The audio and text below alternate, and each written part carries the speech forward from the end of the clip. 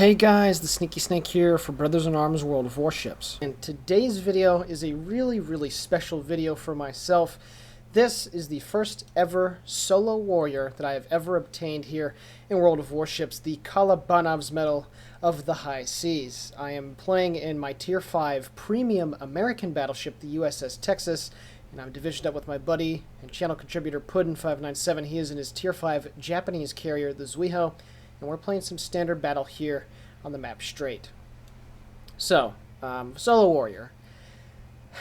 What to say about it? Well, personally, I think that there's a lot more luck involved in solo warriors than one might think, and I'm sure there are plenty of you out here that enjoy this game that are also fans, or used to be at least, of World of Tanks. And the Kalabanov's Medal was obviously the one that everybody wanted. Got to go, I believe, 1 versus 5 and take care of the victory. In World of Warships, it's only 1 versus 4, but that certainly doesn't make it any easier. And the dynamics of gameplay in World of Warships are certainly much different than Tanks. It is a much slower paced, but more critically thinking kind of game where you have to really think about where you're going to go on the battlefield. And certainly so in American battleships, where they're extremely slow up to Tier 7. And pretty much the enemy has to come to you in a lot of circumstances. And in this game, what you're going to see is a very sluggish start to the game with some decent damage done. But then basically the enemy team just loses their mind near the mid to end portion of the game, and it allows me to completely take advantage of the discrepancies that they make. And if it wasn't for one destroyer, which you're going to see here later in the game, I certainly would not have gotten this. But nevertheless, any solo warrior is still pretty much the crowning achievement, and was the very last medal that I had yet to obtain. This replay happened, I think, a week and a half ago? Yeah, something like that. But nonetheless, you're in for a treat. So, I'm heading down here towards the general brawling area. The I and J lines on the map Strait are generally where a lot of battleship combat happens at, especially around that cluster of islands right on the line of the 5 and 6 ones. And as I'm heading down here, an enemy Congo off in the distance gets spotted as he shoots some very long-range shells. There's a friendly Isokazi down here. I have a friendly Wyoming down here. There's a Karlsruhe. So the support is somewhat limited, but nonetheless, still got to go down here and take the fight to the enemy. So, another thing about this replay is there's 2 enemy carriers on the other team. This game has 2 carriers per team, and I'm lucky that I was in a Texas as I take my first broadside at the enemy Omaha. I'm very lucky that I was in a Texas, and this thing's certainly one of its staples, and the reason why you should definitely get one whenever the opportunity arises in the premium shop is this thing has fantastic AA. So if you're trying to get a 2nd or 3rd American battleship captain for high tiers, let's say you would like to keep the Iowa and the Montana, for instance, like I do, it's nice to get another AA build captain for your American battleships. And I certainly enjoy playing the Texas quite a lot. It is, I believe, in my top 5 of ships played, just because I enjoy grinding out a lot of good crew XP for my captain. I take a 2nd broadside out at the enemy Phoenix. He notices it at the last second and starts to turn in. I do a moderate amount of damage with 2 shell hits, 4,400, and we're up to 10,000 damage done after the first 2 salvos with 5 target hits. So, as you can see here, my buddy Puddin has moved up to the north into the narrow part of the map over on the 8 line, up around E and F8. And unfortunately, the enemy destroyers were able to make a breakthrough right through the middle of the map, and they are now threatening his position very much so. The friendly Isokazi up in front of me gets obliterated extremely fast by the plethora of cruisers. I shoot another broadside out at the Congo and do 11,227 damage, a very nice broadside. It almost makes you wonder why you just can't get citadels on those things. They're very similar to Amagi's for some reason. You tend to do a lot of really good penetrating damage to them when they give you a broadside, but there's just times where the troll factor just gets you and they don't give you a citadel. That salvo could have easily been over 20k if just one of those shells would have found the vulnerable area of the ship. I get 4 out of my 5 gun shooting, and look at that dispersion. That is so bad. I actually managed to have 1 shell hit the tripod mast, it looks like, and do minimal damage, but that was... woo-wee. These American battleships at lower tiers, generally all low-tier battleships have crap accuracy, but that was... I haven't seen something like that in a long time. So now the enemy team is starting to get brave. The Nicholas, the Omaha, the Phoenix, I'm getting shut up by the Königsberg. The Congo gets a pretty decent salvo into me, about 9,000 damage taken there.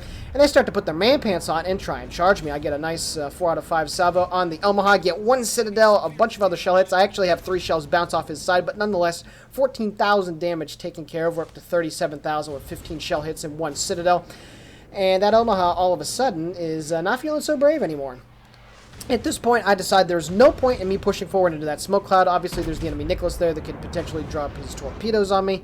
I shoot my rear gun that is still ready to go at the Omaha, and I miraculously bounce off of him yet again. That is 4 bounces off of the Omaha's side, and that thing is certainly not known for its armor. My friendly teammate in the Wyoming is able to take him out. And at this point, I'm almost down to half health, and I'm just thinking to myself, okay, I got to get out of here as fast as possible. And I know that's kind of a running joke with American battleships. And I kind of leave my Wyoming teammate out to dry here, but at this point in the game, I'm thinking we've already lost 3 ships, and although we do hold the points lead, the northern sector of our team has pretty much all been wiped out, and the majority of the enemy fleet is down here, and I certainly don't want to get into a disfavorable position where I'm going to be getting shot at by multiple enemy ships, and with the rather poor turret traverse on this thing, I would certainly not be able to engage them one by one, which you pretty much need to. So I kind of leave my teammate at the mercy of the enemy Zwihos that are launching their carrier-borne aircraft at him, and he has certainly come under the concentrated firepower of not only all the enemy ships over there, but the torpedo bombers as well. Dive bombers also land a pretty solid salvo, and you see his health is just wilting away very quickly.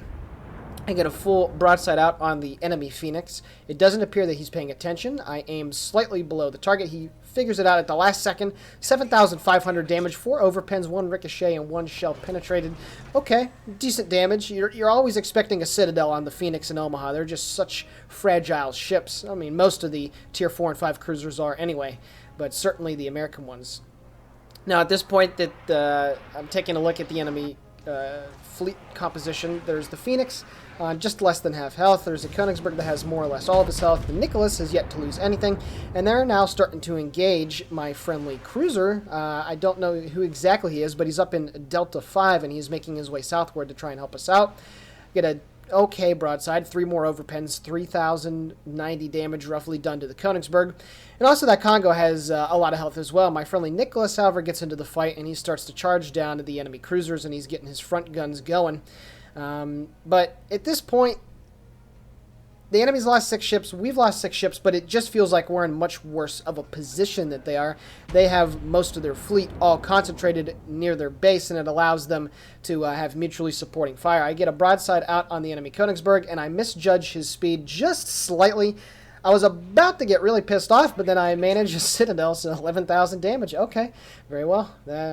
Certainly didn't expect that. That was a very shallow hit. I'm not sure exactly where it went through the barbette at least on screen I couldn't tell, but nonetheless, another Citadel, 60,000 damage taken care of, 28 shell hits, and 2 Citadels. The friendly cruiser that was up at D5 a couple minutes ago has since then charging into the enemy base. I don't know what he's doing. We're losing the game 266 to 419 at this point. And as you can see, again, the enemy fleet has concentrated themselves to a position where they're able to get all of their firepower to bear on the friendly Furutake that is now, and he will certainly be losing his health very soon. Now, this friendly Nicholas over here, I do have to give him credit for helping me out here in this game. He hasn't done too much at this point of the game, and honestly, he's pink. He's been flagged for team damage. Now, whether that was intentional or not, at some point within the previous couple games that he's played, I don't know for sure. So I certainly wasn't counting on him to do too much, but it's similar to in World of Tanks, where you're looking at XVM and you see a bunch of red or orange players. You don't necessarily expect them to be able to help you out, but also you can't get into that mindset of, oh, these guys are statistically bad players, so I can't count on them for anything. Certainly don't expect anything miraculous, but at this point I was thinking to myself, if that Nicholas can take out the Congo by charging him down and destroying him with torpedoes, it would certainly make the situation a lot better. Obviously, there's 2 enemy carriers, and all of a sudden, the Zwiho, one of them at least, appears 11.5 kilometers right off, just slightly off my port side, and he is definitely going to be the primary focus. So at this point, I'm looking at the Nicholas, and I actually tell him via the commands, hey, I hit F5, can you take some shots at the Zuiho to get his flight deck on fire? But then I'm thinking better of it, and I'm like, no. I really do hope that he goes after the Congo. He certainly would be able to destroy him with a full broadside of torpedoes, and it looks that he's doing exactly that. So in the meantime, I'm going to try and take care of the enemy Zuiho. He starts to turn in towards me, but he's presenting more and more of a broadside as he continues his turn. I shoot my guns in anger at him, and unfortunately have 5 overpens for just over 5,000 damage. Decent damage nonetheless, but I certainly wasn't expecting that. Now, it's going to get a little crazy here with the enemy air attack. However, the Nicholas does a fantastic job, is able to land 4 solid hits of torpedoes on the Congo and takes him out. He only has 1,000 health left, but he certainly helps me out. Now, there's enemy torpedo bombers to my left. They're slightly off to my right, and there's also some that are coming in pretty much off the front of the bow. So there's enemy aircraft coming in from 3 sides here, so I'm going to try to get one more full broadside out on the enemy's Zuiho. I start turning to starboard to evade the first set of torpedo planes. I get 7 more overpens for 7,000 damage. Oh, man, it's so annoying. Probably should have been firing high explosive there, but that's neither here nor there. Enemy torpedo bombers are now coming in on my starboard side. My AA is opening up. I am able to take 2 of them out. And at this point, I slow down and start turning my ship back to the port to try and get out of the way of the torpedo planes. So that is 2 sets of torpedo bombers that have come after me, and I've been able to successfully dodge every single one. There's still more torpedo bombers off to my port side at roughly 6 kilometers. At this point, it is only 2 versus 4. The scores are 259 to 460, and the friendly cruiser is making his way into or near the enemy cap. I'm looking for a broadside now on the enemy Phoenix. As I keep turning to port, I see the torpedo bombers. One of them is coming in on me, and he unloads his fish. I hit the Phoenix for 3,000 damage, 3 more overpens. Literally every shot for the last 4 salvos, they've all been overpens. I take 1 torpedo right on the side for 5,000 damage. Do not take any flooding. Good for me. The second set comes in. I'm able to dodge everything. So, I got a bit bailed out by RNG there, but it did hit generally where, even for a ship like this, a World War I era ship where the torpedo belt protection isn't the best, I'm still able to not take any flooding, which really comes back to help me later in the game. I get my forward turrets out on the enemy's Zuiho, and I'm able to take him out. And right before I was able to take him out, my friendly teammate over near the enemy base died, and it left me on a 1 versus 4. Now here, right here, is where the craziness just begins to happen. And let me tell you, I was sweating hardcore. My buddy Puddin was trying to walk me through it at this point, but I'm not going to lie, this was very intense. Got enemy dive bombers coming on me.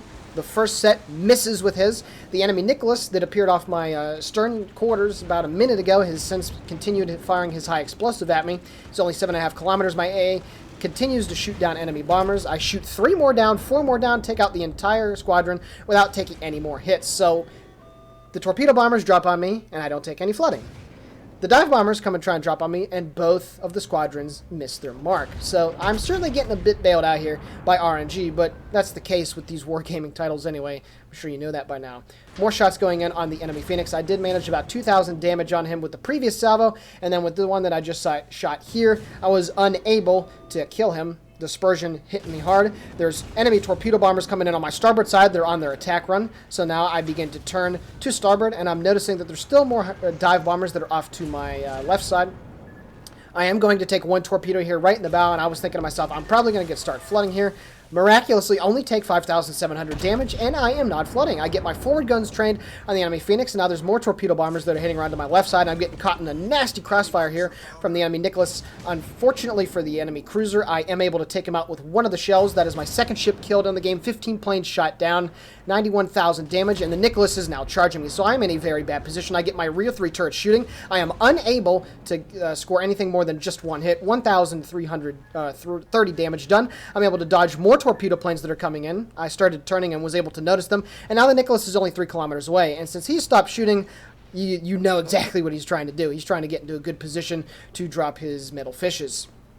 The enemy planes that have come in from the Zuiho that I've already sunk previously are just kind of floating around, so I'm getting some free kills, pretty much, on the enemy planes. And the Nicholas drops his first set of 3 fish. He goes with a very wide spread. I shoot back at him and get 4 nice overpens for 4,100 damage. Confederate and high caliber picked up. I'm able to just slightly dodge the torpedo on the outside edge of the salvo that was fired at me, and now his second set is coming in after me. However, I think he's panicking a little bit here. He didn't launch both of his torpedo sets at the same time. More bombers are coming in on my position. However, my AA is doing a fantastic job of taking him down. I'm up to 20 planes shot down right now. Now that Nicholas has to wait for his torpedoes to reload. So what I'm thinking is that he'd use his speed boost and try to get back around me. But even with the terrible turning circle on the turrets here, I'm still able to get 3 more shots, well-placed and well-aimed, trained on him, and shoot him in the side of the hull. He takes 3,000 more damage, and now I get my rear turret that was not reloaded at the time. 2 more shell hits into him, 1,700 damage, and I'm able to get my forward guns out on him. I do take 1 torpedo that does cause flooding. However, I'm able to get the repair party going, and now all the enemy planes that were still left over here that were attacking me get taken care of by the anti-aircraft.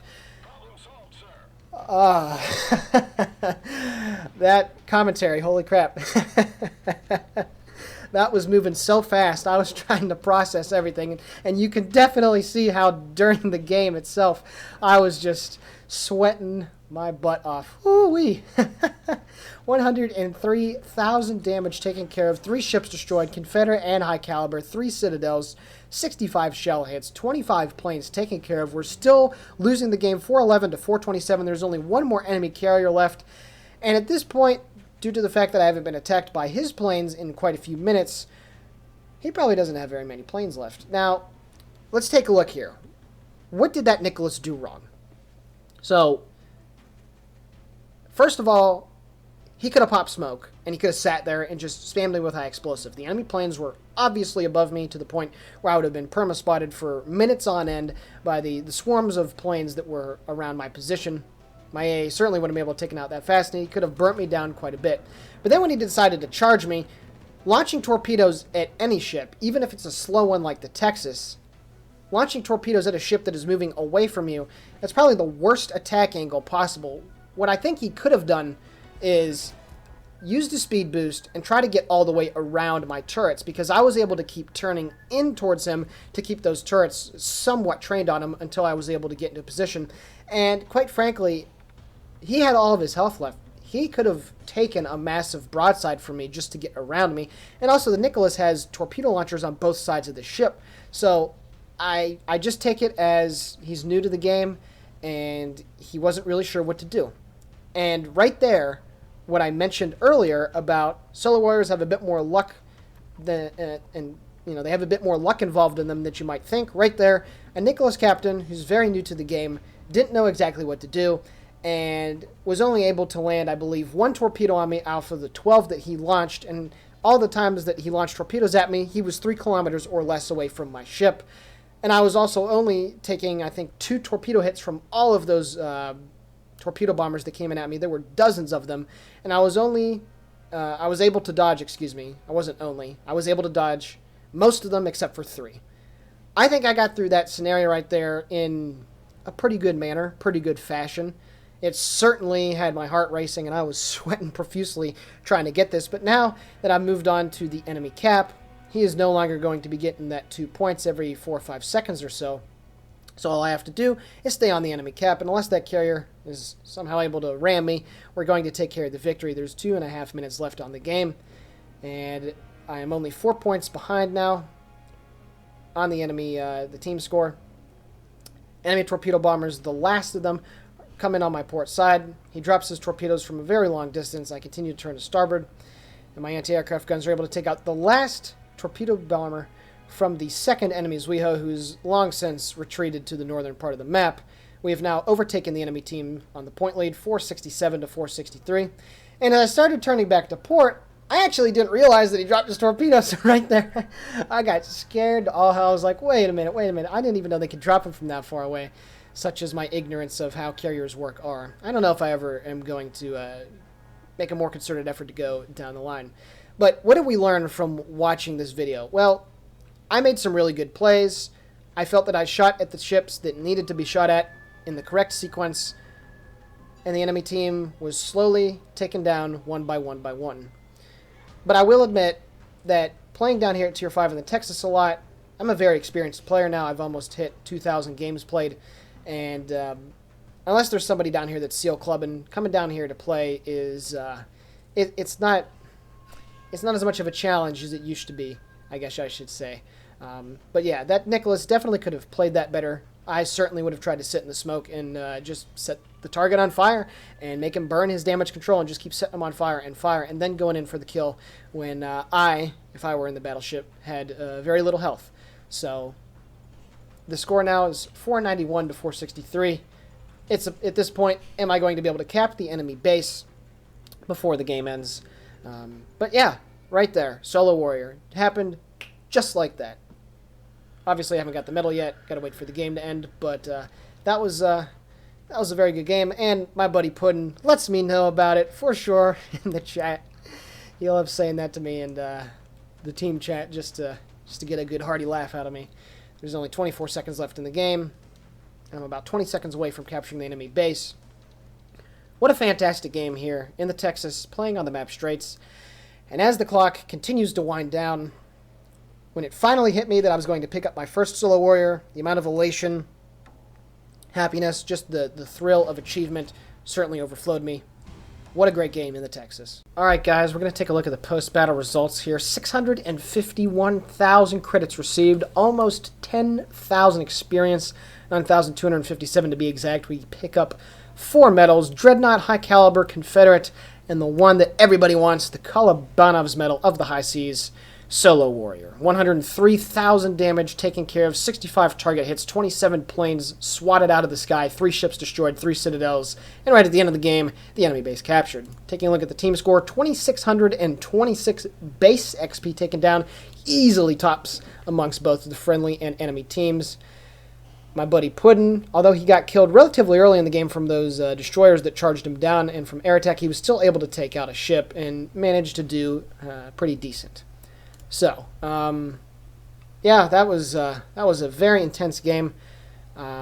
Puddin has a Solo Warrior video up on the channel already in his Tashkent. I'm going to provide the link to you right now if you haven't seen it.